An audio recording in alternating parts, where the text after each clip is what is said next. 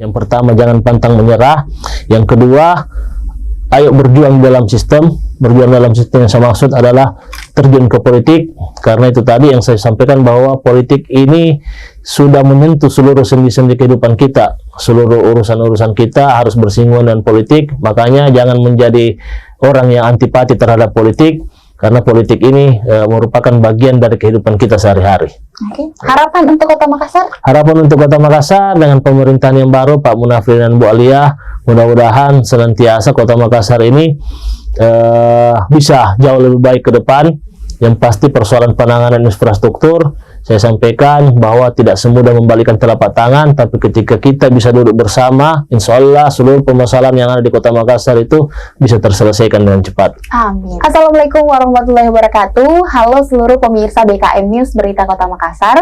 Satu informasi 4 media bisa dibaca, didengar, dan bisa ditonton. Kembali lagi bersama saya Alika di podcast Berita Kota Makassar. Kali ini pemirsa, di Studio 1 Berita Kota Makassar kita menghadirkan bintang tamu yang sangat eksklusif hari ini.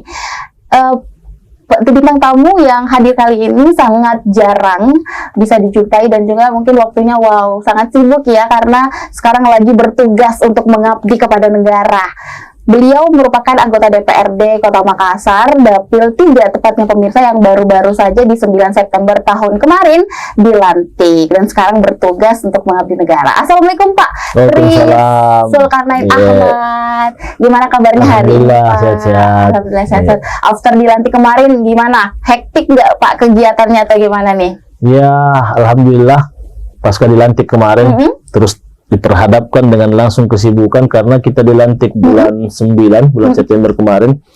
Tiba-tiba diperhadapkan dengan beberapa agenda rapat penting karena akhir tahun untuk pembahasan anggaran. Nah, kemudian kita coba diperhadapkan juga dengan monitoring evaluasi triwulan ketiga pada saat itu, sehingga kita koordinasi dengan mitra-mitra kerja. Kebetulan juga saya ditempatkan di Komisi A di DPR Kota Makassar.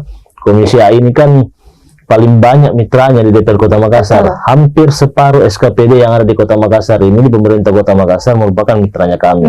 Sehingga agak memakan waktu cukup lama ketika kita di Komisi A ini, apalagi teman-teman yang baru masuk di DPR, bertemu dengan mitra-mitra kerjanya. Iya, luar biasa. Tapi walaupun seperti itu, sibuk-sibuknya gimana? Kesehatannya aman-aman Ji Pak? Alhamdulillah aman-aman ya. Alhamdulillah. Sibuk ini sibuk tapi senang atau sibuk tapi capek nih? Sibuk tapi happy. Sibuk tapi happy ya. Happy, sangat happy, karena pengalaman menjadi anggota DPR ini ternyata memang cukup mengenakan.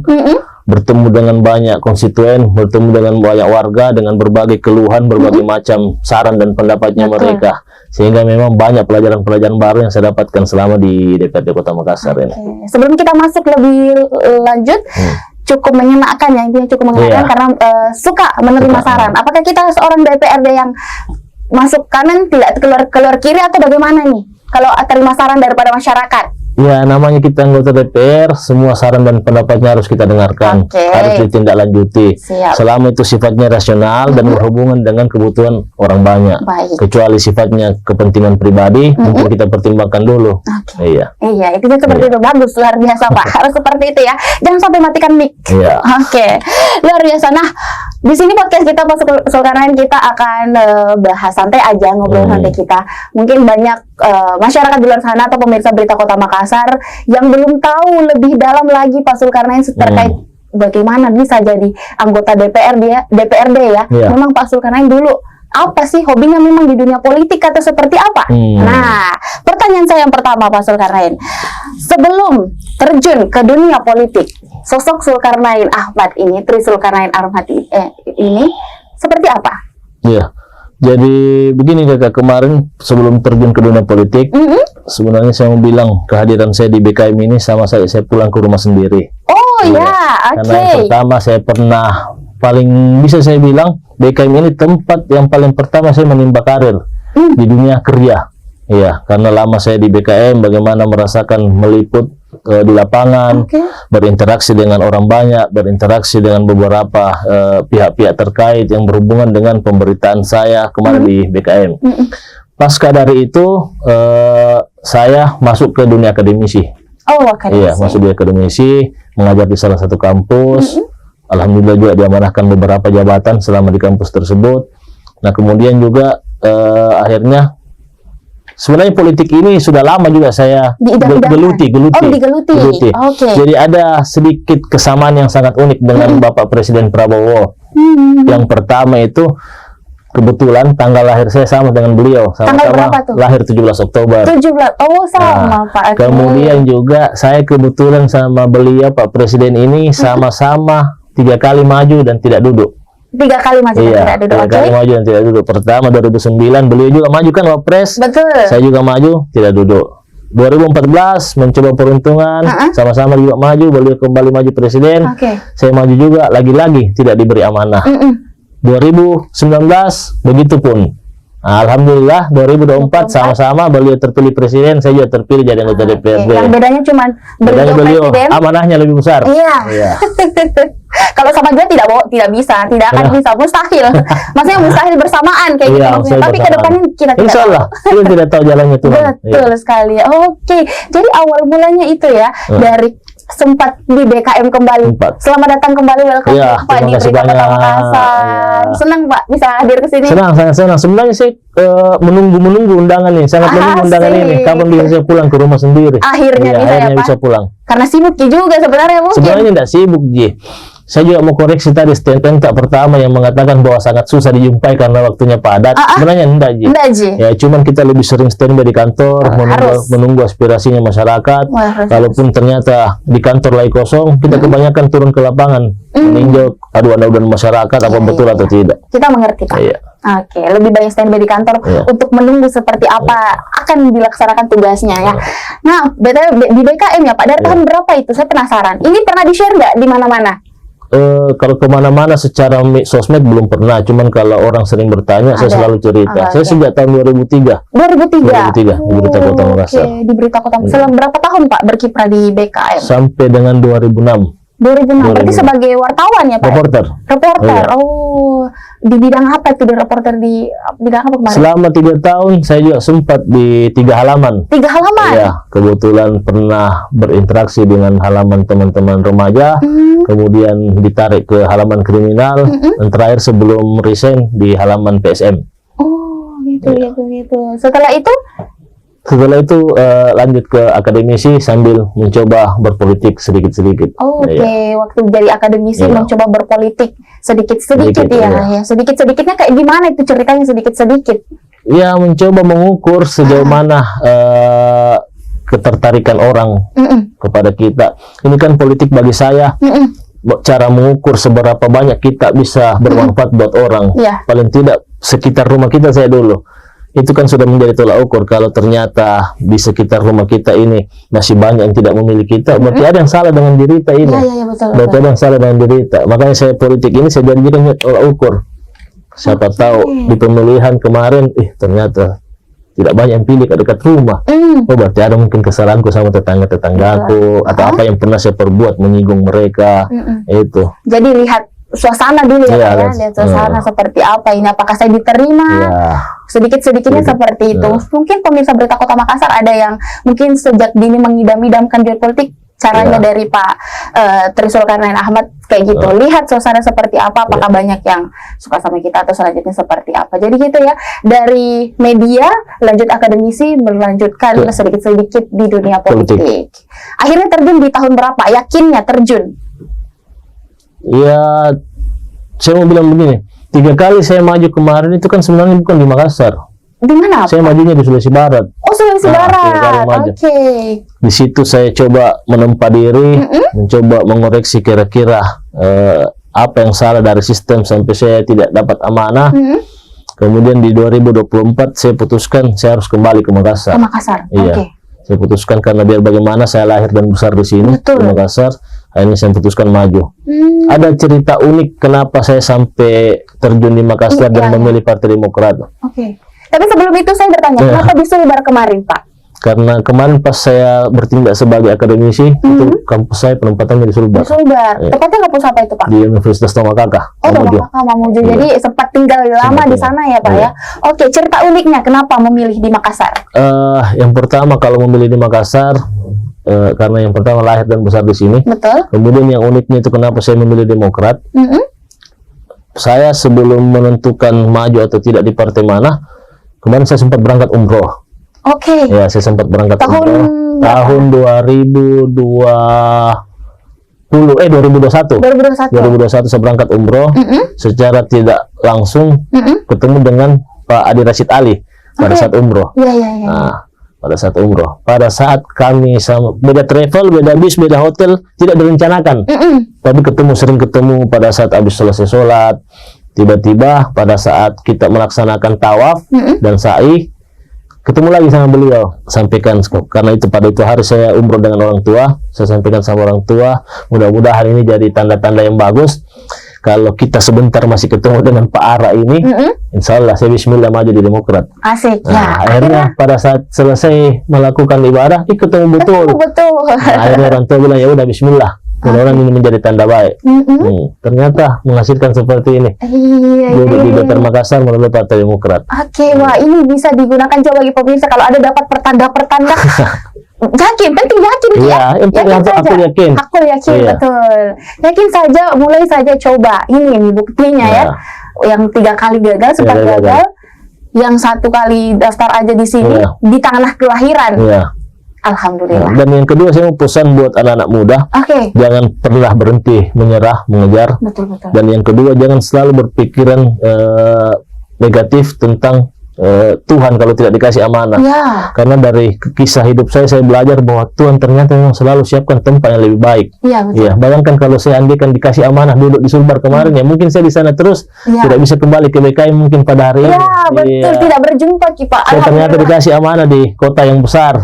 Bahkan banyak teman-teman dari Mamuju yang sudah 2-3 periode chat, luar biasa Anda. Semua impiannya orang bisa duduk di kota besar. Iya, kita kan orang sini kita ke sana, mungkin Tuhan bilang ya, bukan di sana tempatnya, pulanglah ke Makassar. Banyak yang butuhkan di sini. Makanya di sini, alhamdulillah 1 kali ikut berkat doa tadi waktu umroh karena tadi pertemuan seperti itu. Aku yakin saja, alhamdulillah. Nah, saya juga mau bertanya, kalau misalnya Pak Tri Zulkarnain Ahmad tidak politisi hari ini, kira-kira jadi apa? Saya kemungkinan besar kembali akademisi, fokus akademisi dan juga punya kelola usaha, beberapa usaha. Sekarang juga ada usaha? Masih jalan. Usaha apa itu, bisnis apa? Tergantung di kota mana. Oh banyak. Alhamdulillah ya. Di mana saja ini? Kalau di sini Makassar ada, di Sulawesi Barat ada, di Bali juga ada. Bali juga ada. Apa? Di mana lagi? Jakarta juga ada. Enggak sekalian 36 provinsi? Pelan-pelan kakak. Apa itu bisnisnya? Beda-beda macam-macam. Apa aja itu? Boleh dong di-spill? Kalau di Makassar ini ada kedai burger sama florist. Kemudian di Bali ada rental dan toko. Di Sulawesi Barat juga ada beberapa toko. Wow, luar biasa. Kenapa? Latar belakangnya kenapa mau buat usaha? Apakah usaha ini sudah sejak lama ada sebelum Pak terjun? Sudah lama. Sudah berjalan. Before ya? Iya. Oh, dan sekarang terus dijalankan karena masih ada. Alhamdulillah lancar, Pak. Alhamdulillah lancar. Alhamdulillah lancar. Jadi itu yang terjawab kalau misalnya Pak Tri Zulkarnain Ahmad tidak politisi hari ini, akan terus mengembangkan di dunia usahanya dan juga sebagai akademisi. BTW lulusan apa Pak? Sarjana apa begitu? Sarjana politik. Manajemen. Terakhir S3 di UMI. Semuanya kuliah di Makassar? Di Makassar semua. Wah, UMI semua Pak? UMI bukan. Di STIM Publik, terus di UIT, terakhir S3 di UMI. Nah, pada saat kemarin sempat terjun ke TV, sempat juga kuliah di broadcasting film. Oh, pernah sempat. Sempat di Jogja. Tapi cuma beberapa saat. Walaupun pertanyaan saya, walaupun sekarang di dunia politisi, tapi waktu dulu ya sebelum masuk betul ke dunia politik ini, kan sempat di media. Lebih suka di media atau politik? Kalau saya sih sekarang beranggapan bahwa saya lebih senang di politik karena politik bagi saya ini kan lahan pengabdian yang paling tertinggi sekarang. Iya. Kenapa? Karena tidak ada sendi-sendi kehidupan sekarang yang tidak bersinggungan dengan politik. Kita mau bantu masyarakat urusan pendidikan harus lewat jalur politik. kita mau urus bantu masyarakat melalui kesehatan harus lewat jalur politik. Ya. Dan banyak yang hal-hal lain yang bisa kita bermanfaat ketika kita berada dalam sistem membantu masyarakat. Dan saya 7 bulan di DPR Makassar ini saya sangat terasa betul bahwa ternyata memang bermanfaat ini menjadi anggota DPR. Saya coba analogikan, ya biar kita punya banyak di luar, kalau kita tidak ada dalam sistem, ya mungkin tidak bisa membantu banyak masyarakat. Tapi di DPR ini saya pelajari, biar tidak ada wanita, aku telepon tak bos. Ya, Iya. Oke. Contohnya kayak bagaimana ini? Kalau misalnya ada masyarakat kurang buru-buru butuh KTP atau apa, telepon Pak Camat, minta tolong bantu dulu warga ya. Iya. Telepon Pak Kadis, bantu dulu warga Pak Kadis. Oke, kalau dulu Kalau dulu kan tidak dikenal Pak Kadis, tidak ada jabatan. Nggak nangkat kalau dia telepon tak. Nggak nangkat telepon tak. Iya. Sekarang satu kali langsung angkat, satu kali berdering mungkin. Iya, itu bermanfaatnya sebenarnya. Itu manfaatnya. Penting digunakan dengan baik, bukan disalahgunakan ya Pak ya untuk kepentingan pribadi dong ya. Sebetulnya banyak masyarakat gunakan kepentingan pribadinya. Tidak begitu ya kalau Pak Alhamdulillah, iya alhamdulillah. Boleh nanti coba di cross check sama masyarakat utama di dapil. Iya, bagaimana nih Pak Tri? Iya, baru 7 bulan menjabat nih. Gimana kira-kira? Silahkan BM nih. Kalau misalnya ada kritik tak ya? Oke, luar biasa. Jadi itu ya. Nah, selama menjadi anggota DPR ataupun before dan afternya jadi anggota DPR Pak Tri Sulkarnain Ahmad, pernah nggak merasa sering diremehkan? Diremehkan ya sering, utamanya juga kan pada saat berkontestasi di Makassar kemarin, orang-orang yang tahu mungkin ada sempat saya dengar bahasa bahwa ngapain di daerah saya, di kampung aja tidak pernah duduk, perbedaannya di kota besar. Betul. Iya. Ya, apa sih ada ya? Pasti ada. Tapi kan kita buktikan. Ya, oke. Bahwa ternyata kelas kita memang di kota besar. Asik, kelas kita bos. Oke, sering dapat seperti itu ya. Iya. Contohnya mungkin yang tidak mengenakan hati, kayak gimana dapat perkataan-perkataan orang luar? Zaman dulu atau zaman pemilihan ini? Waktu kontestasi kemarin kontestasi itu tadi yang pertama dianggap lah di kampung aja tidak duduk, masa maju di kota besar berani. Saya buktikan. Yang kedua, kemarin sempat juga diterpa dengan isu-isu kedaerahan bahwa di dapil itu sempat juga ngapain pilih tuh Pak Tri, bukan orang sini dan sebagainya. Di mana itu waktu daftar? Di Biringkanaya ini, di dapil, Biringkanaya Taman Ria. Ngapain pilih bukan orang Makassar? Tapi kan saya selalu sampaikan, saya lahir dan besar di kota Makassar, putra asli Biringkanaya, karena tinggalnya di Biringkanaya, SD-nya di Biringkanaya, iya sekolahnya di Biringkanaya, sehingga itu mematahkan serangan-serangan, serangan-serangan kecil seperti itu. Kalau ada seperti itu responnya Pak, panggil apa sih supaya lebih akrabnya nih Pak? Karena terlalu panjang ya. Pak Tri, oke. Pak Tri gimana? Senyumin saja. Senyumin aja ya. Senyumin saja. Nggak ambil hati ya. Oke, kalau ambil hati, reply stres. Karena ujian mental pertama kan. Iya. Nggak mungkin jangan sampai dia bilang Tuhan, baru ujian begini kau sudah lemah. Nggak usah nanti dulu kalau seperti itu ya. Karena ujian selanjutnya lebih banyak berat lagi, lebih berat lagi.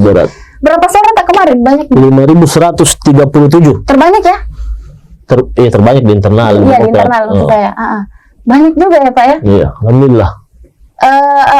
Ekspektasi awal kira-kira berapa banyaknya suara? Memang dari awal saya sudah yakin sekali harus 5.000. Harus 5.000 karena saya sudah hitung-hitung, sudah coba kaji dengan teman-teman tim. Kalau kita di bawah 5.000 kemungkinan besar kita lewat. Kayak gitu ya. Wah, luar biasa. Senang pasti perasaannya pada saat dengar kabar.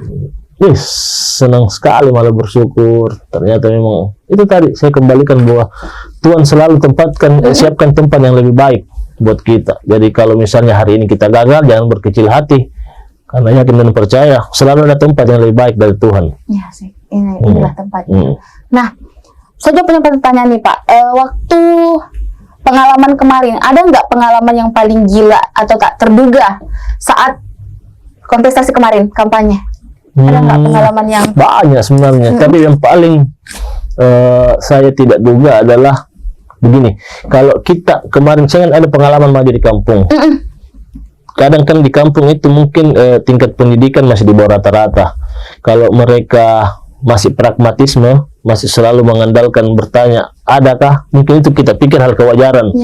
Saya masuk di arena kontestasi di Makassar, saya anggap yang pertama tingkat ekonomi orang Makassar sudah di atas rata-rata, tingkat pendidikannya juga sudah tinggi semua.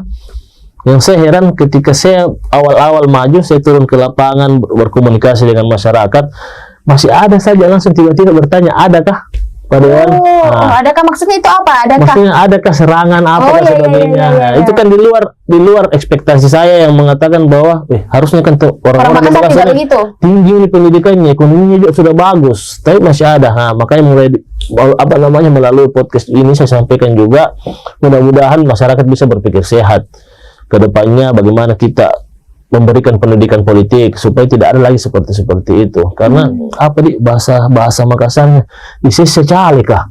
Kalau begitu apalagi kan pemilu 2024 terkenal dengan pemilu paling brutal kan, terlalu banyak lah ini itu. Karena kan banyak ya Pak ya. Iya. Banyak, entah, saya tidak mau menyalahkan siapa-siapa, mungkin sistem yang salah. Tapi sebenarnya itu juga kembali dari kita, bagaimana kita berpikir baik supaya menciptakan memang pemimpin-pemimpin yang baik. Iya. Oke. Tadi bahas sistem. Menurut Pak Tri sendiri, apakah Pak Tri sendiri kecewa dengan sistem politik Indonesia sekarang? Saya tidak kecewa. Sistem yang diterapkan sekarang kepemilian sudah sangat bagus, demokrasi terbuka. Cuman kita masyarakatnya yang belum siap dengan sistem tersebut. Iya. Kita yang belum siap.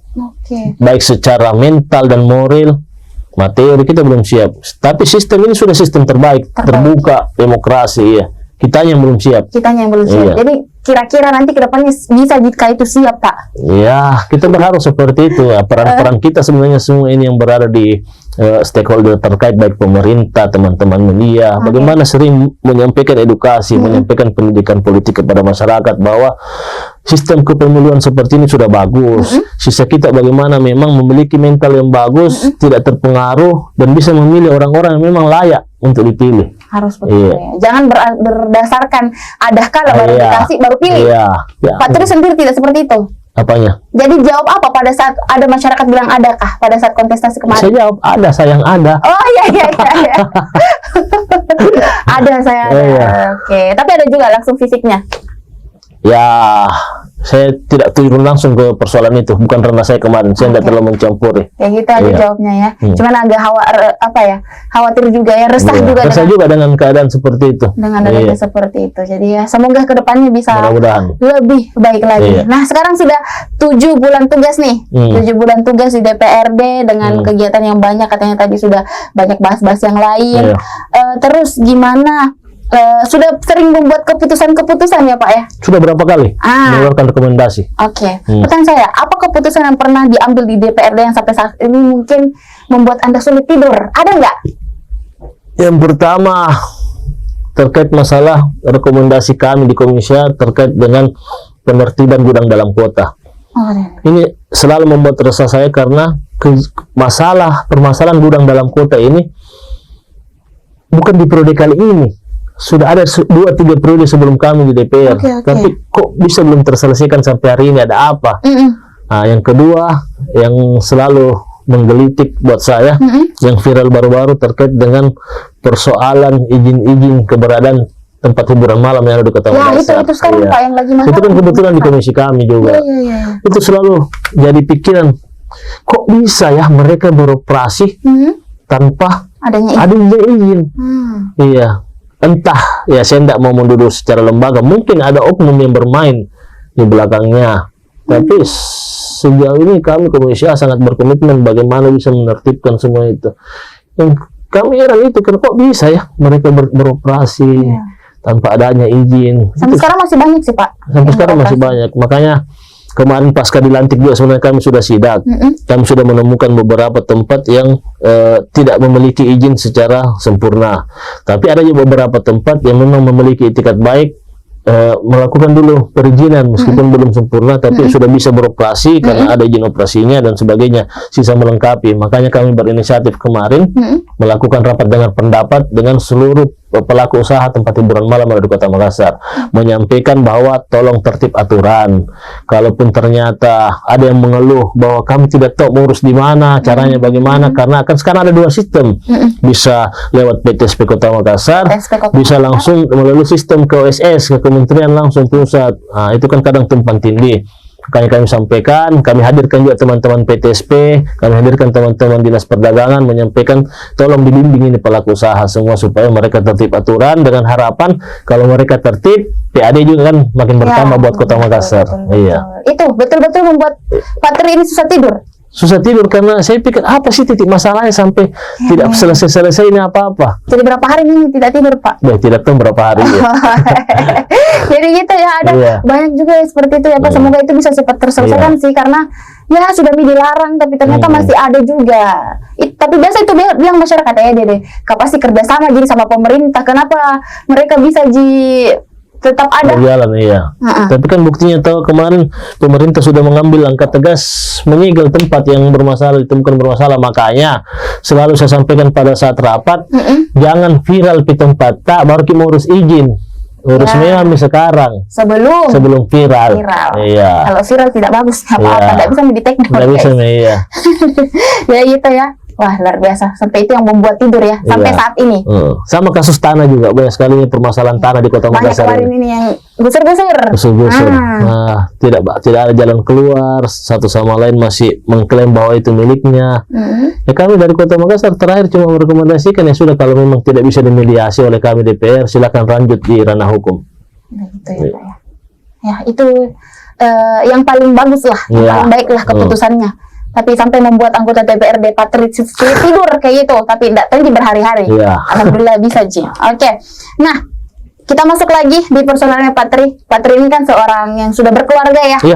Walaupun di dunia politik sekarang lagi mengabdi sama negara, tapi kalau Pak Tri sendiri di rumah sebagai anak, suami, atau sebagai ayah dan juga punya istri, gimana sih sosok Pak Tri sendiri? Apakah sama dengan di dunia kerja atau di dunia keluarga seperti apa? Ya, alhamdulillah. Kalau saya kan saya cerita begini, saya bersaudara 9 orang, cukup banyak. Kemudian juga sudah ada beberapa yang menikah, adik-adik. Jadi rumah lumayan ramai kalau kita ngumpul-ngumpul selalu. Ya, apalagi rumahnya kami kan bersaudara berdekatan semua. Karena lebih sering kami kumpul di rumah orang tua. Ya, lebih sering kami kumpul di rumah orang tua. Jadi ya saya sibuk di pengabdian di DPR, istri juga sibuk dengan kesibukannya karena menurut dokter spesialis, yang lebih sering berada di rumah sakit ketimbang di rumah. Nah, anak sendiri ini lebih lengket ke kakek neneknya. Karena jarang ya. Kalau sikap Pak Tri sendiri memimpin di anggota DPRD sendiri dengan sikap di rumah sama enggak? Lebih ke bagaimana sih dalam menjalankan tugas? Lebih tegas mungkin di kantor, terus di rumah kayak lembut atau gimana? Atau sama aja?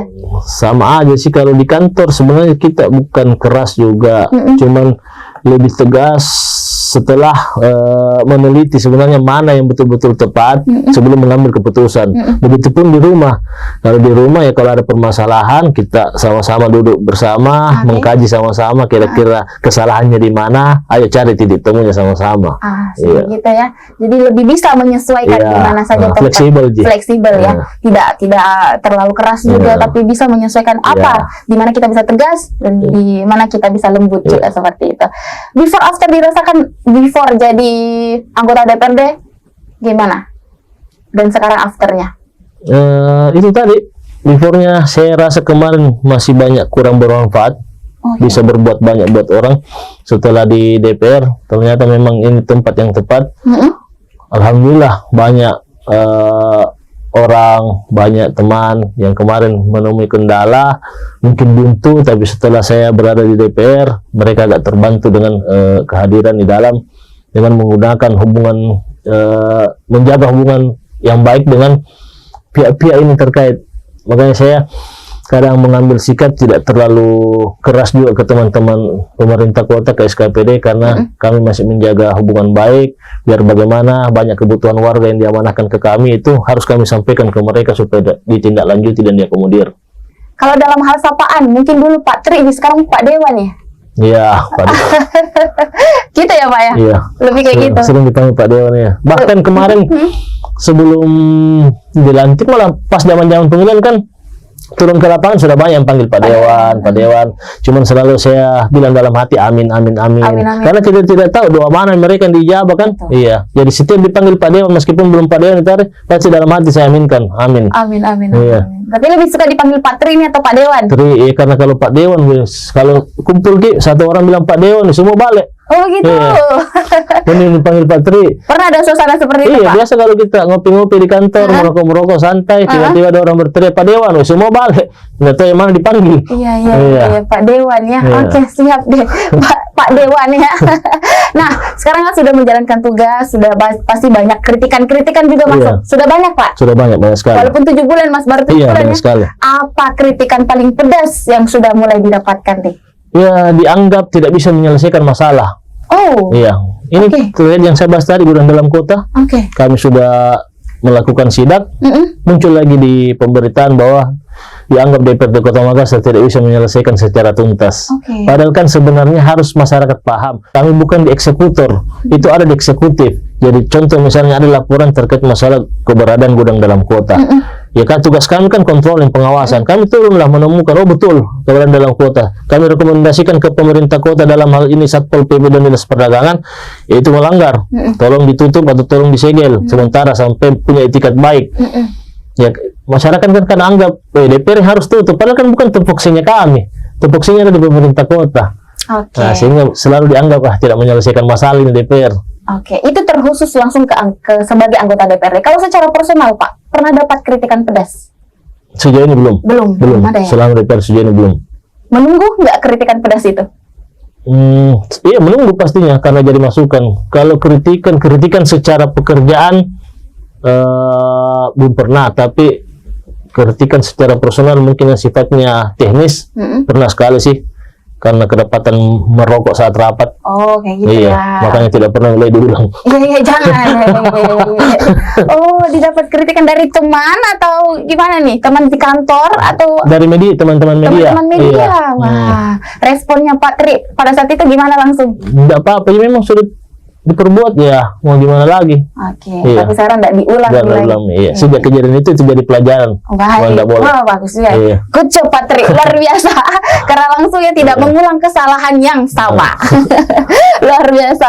Nah, sudah dapat kritikan tapi diresponnya juga dengan baik. 7 bulan ini 5 tahun ke depan sampai 5 tahun ke depan pasti akan banyak lagi Pak kritikan. Jadi perbaiki memang di hati Pak. Oke. Selain dapat jadi anggota DPR ini sebagai anggota dewan kan dapat privilege. Selain privilege bisa membantu orang dengan cepat, dapat ya ada kekuasaan lah juga.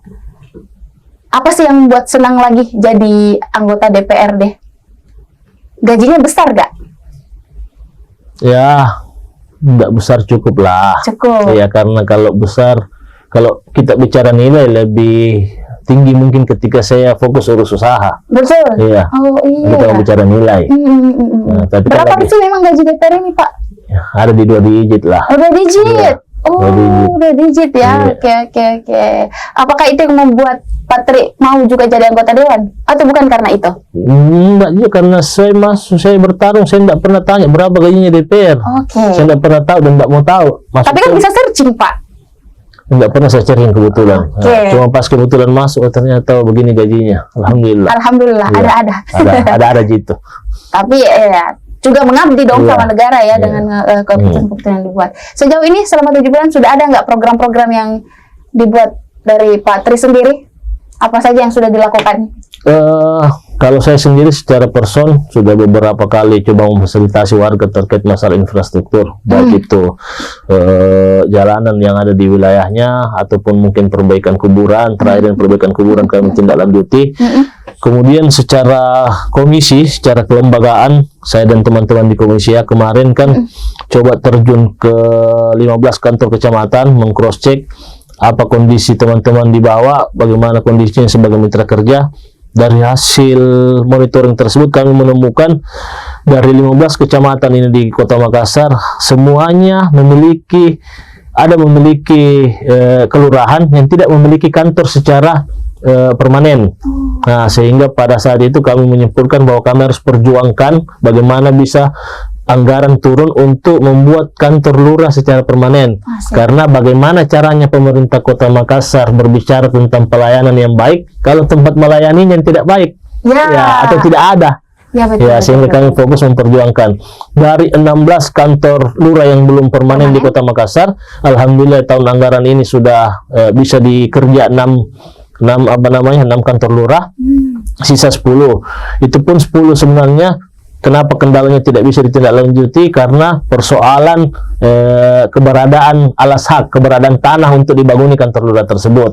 Karena kita juga di pemerintah Kota Makassar itu tidak mau serta-merta membangun kantor lurah tanpa jelas alas haknya. Kenapa? Karena ada kejadian kantor lurahnya sudah dibangun, sudah berjalan berapa tahun, ahli warisnya menuntut, menang di pengadilan, tanahnya diambil alih. Bayangkan berapa miliar uang habis membangun kantor lurah, sia-sia, tiba-tiba diambil. Makanya sejak kejadian itu pemerintah Kota Makassar berkoordinasi dengan kita juga bahwa tolong sebelum membangun kita berhati-hati, harus jelas alas haknya, risalah tanahnya dari mana. Betul. Hampir setengah ya Pak, sudah hampir ada kantor permanennya. Dari 16 sudah 6 ini, insya Allah tahun ini dikerja.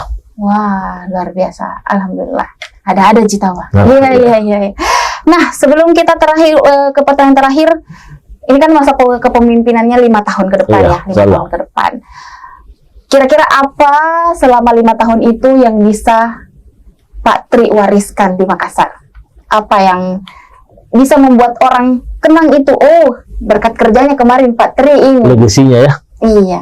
Ya, itu dia. Kami berusaha bagaimana bisa memfasilitasi kebutuhan-kebutuhan warga, baik di persoalan infrastruktur, pendidikan, dan kesehatan. Saya sadar, bahkan mungkin teman-teman seluruh anggota DPR sadar bahwa mengakomodir seluruh keinginan warga Kota Makassar yang jumlahnya 1,6 juta ini kan mungkin berat.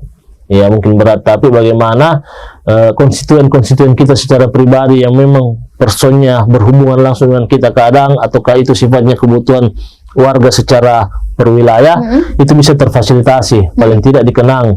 Nah, dan poin pentingnya, saya cuma mau sampaikan bahwa masyarakat yang sudah terfasilitasi oleh teman-teman DPR, ingat-ingat tongkit dulu nanti kodongnya kalau pemilihan lagi.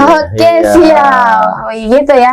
Ya, itu tadi saya bilang, apa warisan yang mau kita berikan di sini ya? Ingat tongkit, jangan juga nanti pada saat hari ini kita fasilitasi akomodir keinginan masyarakat, dekat-dekat lagi pemilihan, ditanya lagi adakah?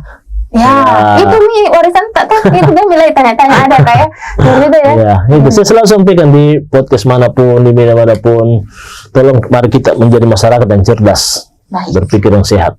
Lihat yang mana yang bisa memberikan.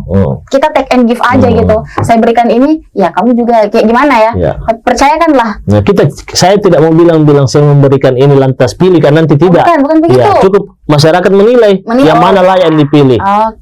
Kalau misalnya ternyata apa yang kami akomodir kemarin dengan bantuan yang turun ke masyarakat dianggap tidak berarti, ya sudah terserah masyarakat lah berpikir. Tapi Pak Tri mau melabelkan dirinya bahwa saya layak kok.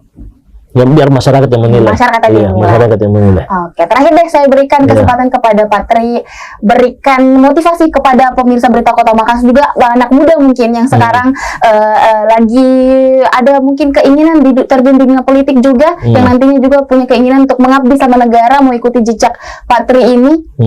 Berikan motivasi kepada mereka, dan juga terakhir harapan untuk Kota Makassar ke depannya. Iya, jadi saya mau sampaikan ke pemirsa BKM dimanapun berada, utamanya anak muda. Yang pertama, jangan pantang menyerah. Yang kedua, ayo berjuang dalam sistem. Berjuang dalam sistem yang saya maksud adalah terjun ke politik, karena itu tadi yang saya sampaikan bahwa politik ini sudah menyentuh seluruh sendi-sendi kehidupan kita. Seluruh urusan-urusan kita harus bersinggungan dengan politik. Makanya jangan menjadi orang yang antipati terhadap politik, karena politik ini merupakan bagian dari kehidupan kita sehari-hari. Harapan untuk Kota Makassar? Harapan untuk Kota Makassar dengan pemerintahan yang baru, Pak Munafri dan Bu Alia, mudah-mudahan senantiasa Kota Makassar ini bisa jauh lebih baik ke depan.